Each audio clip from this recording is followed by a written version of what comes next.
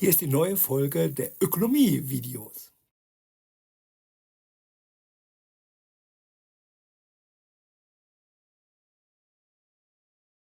All right, let's talk about blockchain. And don't worry, we're not going to get bogged down in all the super technical jargon.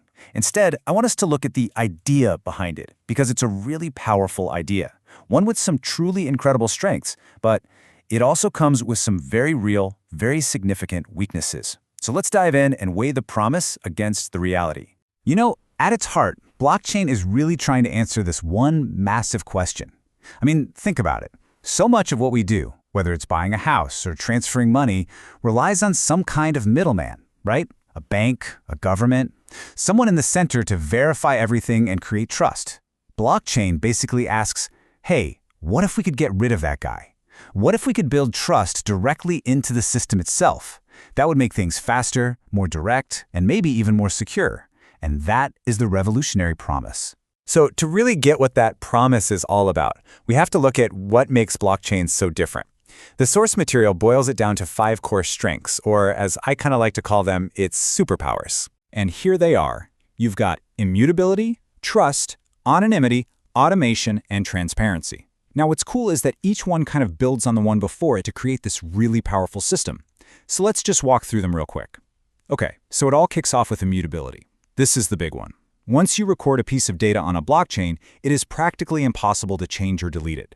I mean, it's basically set in stone. This makes it perfect for things where you absolutely need an unchangeable record, like property titles or patents or official documents. And that first superpower is what makes the second one, trust, even possible. Because the records can't be messed with, you can trust them without needing some central authority to sign off on them. This could completely change the game for things like securities transfers, making them almost instant, or even for running elections where the results are totally verifiable and tamper-proof. Now, this system also allows for our third strength, anonymity. On a lot of blockchains, you don't actually use your real name.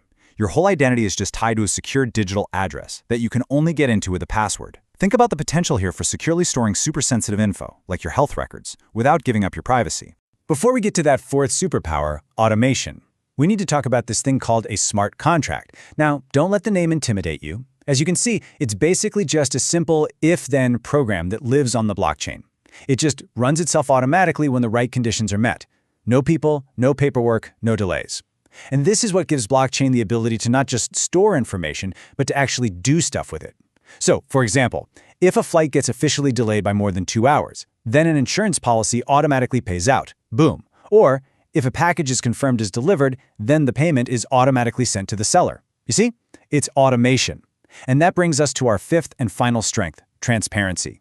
Now, depending on how it's set up, a blockchain's entire transaction history can be wide open for anyone and everyone to see. This is huge for things like tracking a product through a supply chain, verifying that a luxury handbag is the real deal, or confirming someone's professional certifications. So, that's the dream, right? A world that's more secure, transparent, efficient. It sounds amazing. But you know how it is with any powerful new technology. The reality is always a lot messier. It turns out that for every one of those superpowers, there's a pretty serious challenge waiting in the wings. Our source material really brings us back down to earth by pointing out 4 huge flaws. It's often really hard to use, it can be surprisingly expensive, it can't handle a ton of transactions at once, and it's completely unforgivingly permanent. Let's just start with the cost, because this is a big misconception. People hear decentralized and they think cheaper, but a lot of the time, it's actually the complete opposite. The mining process that keeps the network secure uses a mind-boggling amount of computing power, and the result? Just look at this comparison. Massive energy bills and tons of electronic waste. It often makes blockchains way more expensive to run than the old-school systems they're supposed to replace. And this is where that superpower of immutability really shows its dark side. Irreversibility. If you accidentally send your crypto to the wrong address, because of one single typo, it's gone. Poof, forever.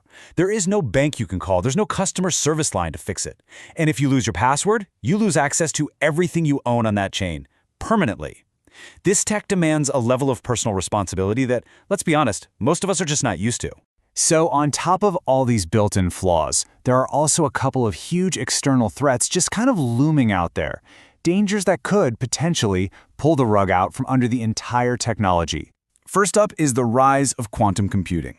See, the security of blockchain depends on encryption that is, right now, impossible for our computers to break. But a powerful quantum computer, it could potentially just shatter that encryption, making the whole system insecure overnight. The second threat is a little more political.